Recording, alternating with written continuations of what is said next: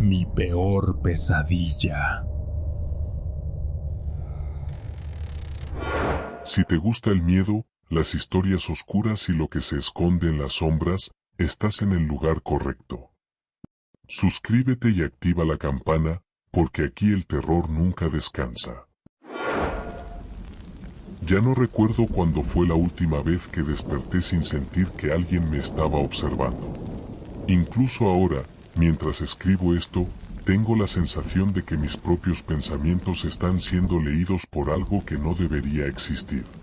Después de que mi reflejo me hablara por primera vez, dejé de confiar en cualquier superficie que pudiera devolver una imagen.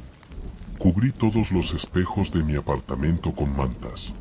Quité los vidrios de los marcos. Me acostumbré a caminar mirando el suelo. Pero no importaba. Nicolás Maduro ya no necesitaba reflejos claros. A veces su rostro aparecía en el metal de la nevera, en el brillo de una cuchara, en la pantalla negra de mi celular apagado, siempre con esa sonrisa que no pertenecía a un ser humano. En los foros clandestinos, la gente empezaba a llamarlo el presidente infinito. Decían que no estaba vivo ni muerto, sino atrapado en una especie de limbo digital que se expandía cada vez que alguien hablaba de él. Y todo el mundo hablaba. El gobierno afirmaba que su cuerpo seguía encerrado en una instalación secreta, conectado a máquinas que mantenían su corazón latiendo. Oficialmente estaba en coma. Pero los soldados que lo custodiaban comenzaron a desaparecer. Uno de ellos logró enviar un audio antes de perderse. Su voz temblaba. No es un prisionero, es un servidor. La base entera está viva. Las paredes escuchan. Ese mismo día, la señal de televisión en toda Latinoamérica se interrumpió durante exactamente 30 segundos. En la pantalla apareció el rostro de Nicolás Maduro, distorsionado, flotando en un fondo negro. Gracias por mantenerme encendido, dijo. Sin ustedes, me apagaría. Después, la programación normal volvió. Nadie en las noticias mencionó el incidente. Pero todos lo vimos. A partir de entonces, las personas comenzaron a comportarse como si una parte de ellos ya no les perteneciera. Mi vecina dejó de dormir. Se sentaba frente a la televisión apagada y murmuraba respuestas a preguntas que nadie hacía. Cuando la policía se la llevó, gritó: «No me desconecten. Él me está hablando». Recibí otro pendrive. Este contenía grabaciones de la prisión donde mantenían el cuerpo de Maduro. En los vídeos se veía algo que ya no era humano. Su piel se había vuelto gris, como cemento húmedo. De sus ojos salían finos cables negros que se conectaban directamente a los muros. Pero lo peor era su boca. Se movía incluso cuando nadie le hablaba, como si estuviera transmitiendo.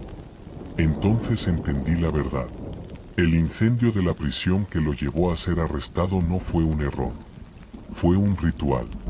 Un sacrificio masivo que abrió el camino para que su conciencia se desprendiera del cuerpo y entrara en la infraestructura digital del país. Las cámaras, las antenas, las pantallas, las redes. Latinoamérica entera se había convertido en su prisión y en su reino. Una noche recibí un mensaje en mi teléfono. Era un vídeo. Yo estaba dormido en mi cama. La cámara me grababa desde el techo. Me vi abrir los ojos y sonreír. Luego el vídeo se detuvo. Debajo solo había un texto. Pronto. Ahora entiendo lo que quiere. No quiere gobernar desde una máquina. Quiere volver. Y necesita un cuerpo que ya esté acostumbrado a verlo. Un cuerpo que no tenga miedo de los reflejos. Un cuerpo que haya sido mirado por él durante demasiado tiempo. Si alguien encuentra este archivo, si alguien lo está leyendo, no mires tu pantalla apagada. Porque si ves una sonrisa que no es la tuya, entonces Nicolás Maduro ya está contigo. Y ya es demasiado tarde. Yo fui Jeff. No recuerdo el momento exacto en que dejé de ser un niño normal. Solo recuerdo el instante en que empecé a sentir que algo en mí estaba despierto. La casa siempre hacía ruidos por la noche. No eran crujidos normales. Eran como pasos que se detenían cuando yo me movía en la cama. Yo tenía 11 años. Me quedaba quieto, sin respirar, escuchando. Y entonces, raspaba la puerta. No con uñas, con algo lento. Como si alguien pasara los dedos por la madera, una y otra vez, esperando que yo abriera. Nunca lo hacía. El día que todo cambió. Nos mudamos a un barrio nuevo. Casas bonitas, césped perfecto, sonrisas falsas. La primera noche dormí fatal. Sentía que alguien me observaba desde la esquina de la habitación. No vi nada, pero supe que estaba allí. Ellos. 3 chicos empezaron a seguirnos, a mi hermano Liu y a mí. Nos miraban como si ya nos conocieran. Como si supieran algo que nosotros no. Una tarde nos atacaron. Puños. Risas. Dolor. Y entonces, algo en mi cabeza se rompió. No fue rabia. Fue algo más profundo. Algo que disfrutaba. El fuego. Después del incidente vino el hospital. Y luego, la noche. Una noche donde el olor a gasolina llenó la casa. Cuando desperté, el fuego estaba por todas partes. Sentía mi piel arder. Mis ojos quemarse. Mi boca estirarse. Yo gritaba. Pero en medio del dolor. Reí. No porque fuera divertido. Sino porque, por fin me sentía completo. El espejo. Cuando me vi reflejado, casi no me reconocí. Piel blanca. Ojos abiertos, demasiado abiertos. Una sonrisa que no podía borrar. No dolía. Ya no dolía nada. Yo sonreía, incluso cuando quería llorar. La voz. Por la noche la escuché. No venía de fuera. Venía de mí. Ya no tienes que fingir. Ya no tienes que ser normal. Me decía que el mundo estaba lleno de mentirosos. De personas que merecían tener miedo. Yo podía dárselo. Liu. Mi hermano empezó a evitarme. Sabía que algo iba mal. Yo lo observaba dormir. Su respiración. El movimiento de su pecho. Pensaba, ¿y si no despierta? La idea no me daba miedo. Me daba paz. La noche final. Cuando entré en su habitación, él despertó. Me miró. No vio a su hermano. Vio algo que no pertenecía al mundo. Jeff, ¿qué te pasa? Yo sonreí. Y la voz dentro de mí dijo, ahora. Desde entonces. Ahora camino por las noches. Entro en casas. Me quedo junto a camas. Observo. No siempre actúo. A veces solo quiero ver el miedo en sus caras. Porque el miedo es lo único real. ¿Y tú? Si estás leyendo esto, si has sentido que alguien te observa, tal vez no sea tu imaginación. Tal vez soy yo. Y ya estoy sonriendo.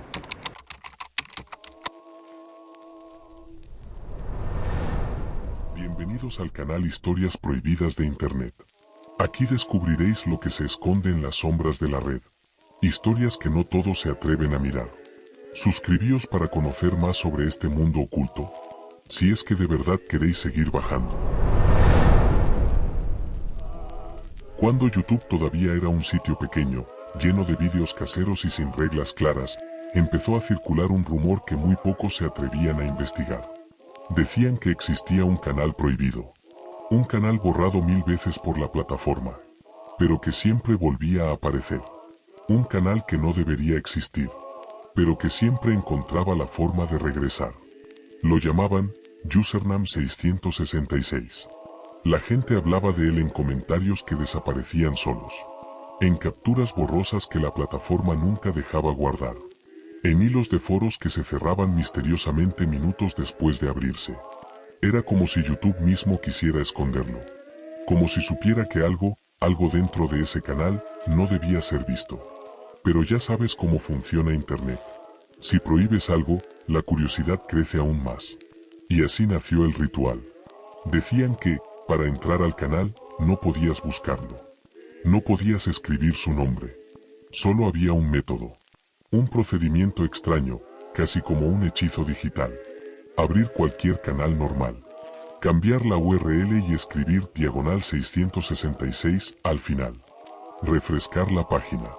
Volver a refrescar. Y no parar, sin importar lo que ocurriera en tu pantalla. La advertencia era clara. Si la página empieza a deformarse, no te detengas. La mayoría lo intentaba un par de veces y se rendía. Hasta que un usuario japonés decidió grabarlo todo. Ese vídeo, el vídeo original, es el que dio vida a la leyenda. Era de madrugada. La habitación estaba en silencio salvo por el clic constante de su ratón.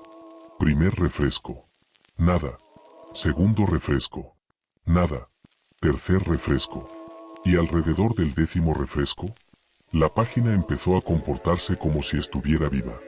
El botón de suscribirse cambió de color sin que él tocara nada. Los textos del canal se distorsionaron, convirtiéndose en símbolos extraños, casi como un idioma que nadie había visto antes.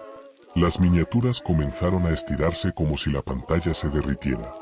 Cada nuevo refresco hacía que la página pareciera más corrupta. Miniaturas rojas, deformadas, con rostros que parecían gritar sin boca.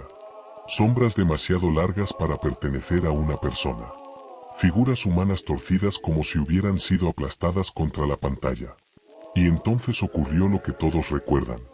Justo después de un refresco, no se sabe cuál, se escucha un golpe en el vídeo. Un golpe seco. Como si alguien hubiera tocado desde dentro del monitor. La pantalla se queda en negro por un segundo. Y después, sin que el usuario haga clic, YouTube lo redirige automáticamente. Había entrado. Había llegado al canal prohibido. Había accedido a username 666. La pantalla se tiñó de rojo durante un instante, como una explosión breve de sangre digital. Y entonces apareció el canal. No había nombre. No había descripción. No había botones. Solo una lista casi infinita de vídeos sin título. Miniaturas imposibles. Cuerpos humanos doblados en ángulos que ningún hueso podría soportar. Ojos completamente negros mirando de frente al espectador. Bocas abiertas como si quisieran devorarlo todo. El usuario, sin saber por qué, hizo clic en uno de esos vídeos. La pantalla se volvió roja otra vez. Y allí, de pie, inmóvil, había una mujer totalmente desnuda, de piel pálida, con los ojos tan abiertos que parecía que se le iban a desprender del rostro. Detrás de ella, algo se movía en las sombras. No se distinguía su forma, pero tenía la textura de algo vivo. Algo húmedo. Algo que respiraba. La mujer inclinó la cabeza hacia un lado, muy despacio. Un movimiento tan lento que parecía antinatural. Y entonces dio un paso hacia adelante. Luego otro. Y otro. No era la cámara la que hacía zoom. Era ella. Ella avanzaba hacia la pantalla. Como si pudiera ver al espectador. Como si supiera exactamente dónde estaba. La mujer levantó las manos. Y las apoyó contra la cámara. Solo que no era la cámara. Era tu pantalla. La pantalla del ordenador. Como si estuviera presionando desde el interior del monitor, tratando de salir. La imagen se distorsionó. Las líneas temblaron. Un sonido rasposo, metálico, comenzó a escucharse. Como un grito digital intentando atravesar el vidrio. El usuario intentó cerrar la pestaña. No pudo. Intentó una segunda vez. YouTube volvió a abrirla sola. Una tercera. La página regresó automáticamente, como si algo dentro del sitio se negara a dejarlo escapar. La mujer sonrió. Una sonrisa larga, enorme, imposible para un ser humano. Y en la esquina de la pantalla, por menos de un segundo, apareció un rostro distinto. Ojos completamente negros. Piel sin textura. Mirando directo al espectador. Finalmente, con un clic desesperado, el usuario logró cerrar todo el navegador. Pero, segundos antes de que la grabación terminara, se escuchó un susurro. Bajo. Cercano. Casi como si alguien estuviera parado detrás de él. Un susurro que muchos han intentado descifrar. Pero la mayoría coincide en escuchar lo mismo. No vuelvas. Después de que ese vídeo se viralizara, miles de personas intentaron repetir el ritual. Pero algo extraño ocurrió. Los resultados eran distintos para cada usuario. Algunos veían miniaturas diferentes. Otros veían cuerpos y rostros que no estaban en el vídeo original. Había quien aseguraba que, después de refrescar demasiadas veces, la cámara web de su ordenador se encendía sola. Muchos afirmaban que, tras intentar entrar al canal, sus pantallas parpadeaban por días. Como si el monitor recordara lo que había visto. Como si una parte del canal hubiera quedado atrapada allí. Incluso hubo reportes de navegadores que mostraban un mensaje extraño cuando alguien intentaba acceder. Access denied. Return later. Acompañado de un rostro distorsionado que no aparecía en ninguna otra parte del sitio. Con el tiempo, algunos descubrieron que el vídeo original era parte de un proyecto artístico japonés. Pero eso no explica lo que vino después. No explica por qué tantos usuarios vieron cosas distintas. No explica por qué la página de verdad se deformaba en algunos navegadores. No explica por qué había capturas con elementos que no existían en ningún archivo del artista. Y no explica por qué, incluso hoy, si escribes /666 en la URL de ciertos canales, la pantalla parpadea. Solo un instante. Una sombra. Una distorsión mínima. Demasiado breve para ser un fallo. Demasiado precisa para ser accidental. Y es que, quizás, Username 666 nunca fue un simple vídeo. Ni un creepypasta. Ni un proyecto artístico. Quizás fue un residuo. Un fragmento corrupto de algo más grande. Algo que encontró en YouTube un lugar donde existir. Algo que no quería desaparecer. Algo que sigue allí, escondido entre el código, esperando a que alguien vuelva a refrescar la página. Una vez más. Hasta que lo encuentre.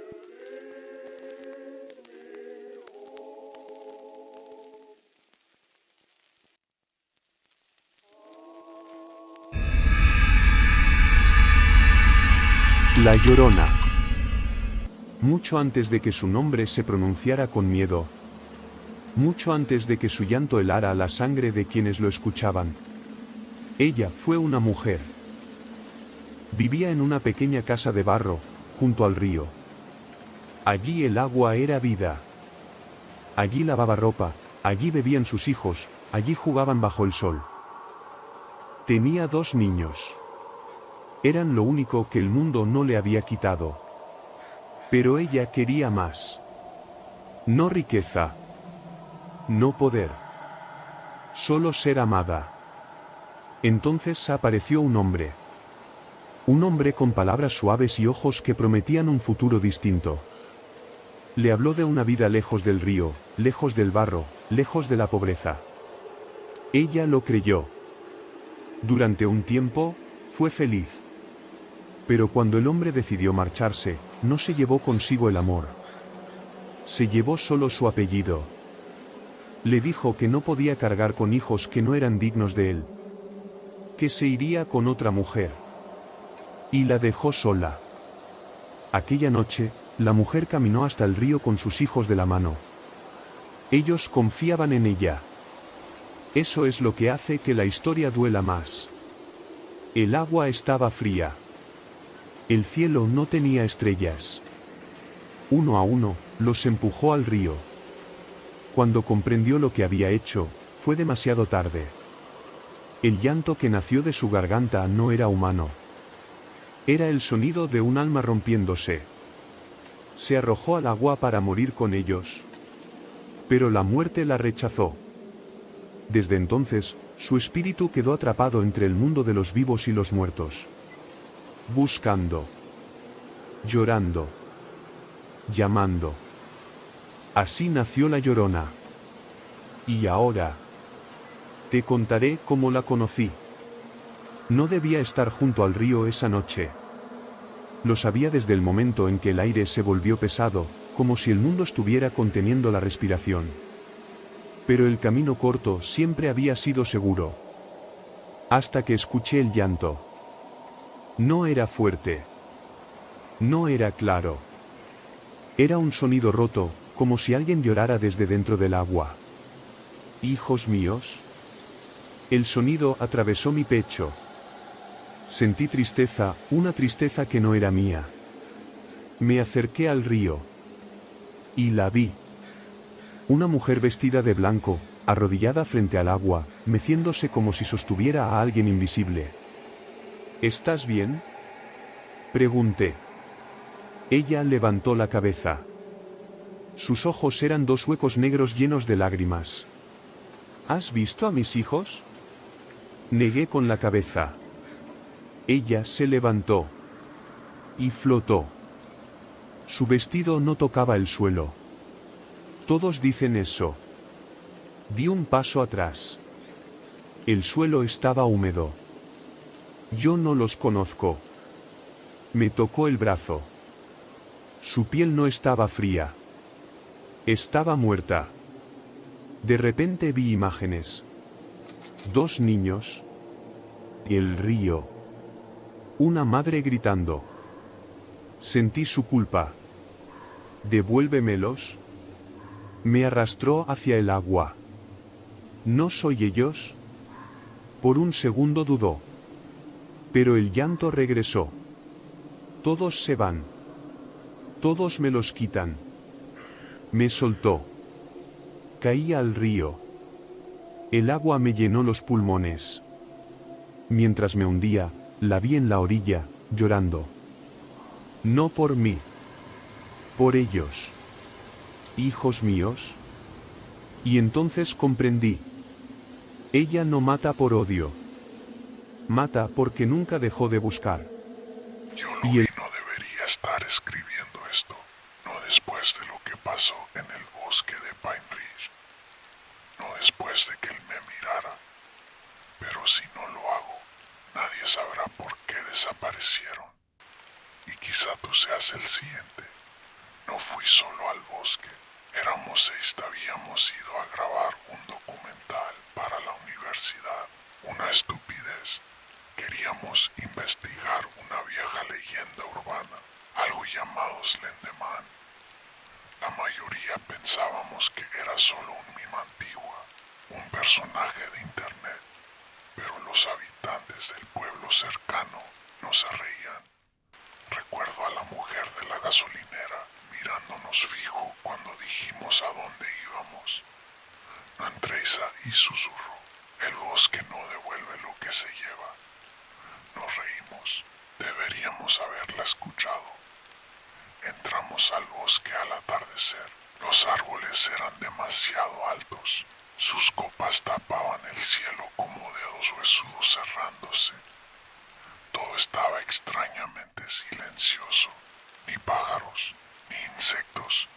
Solo nuestros pasos.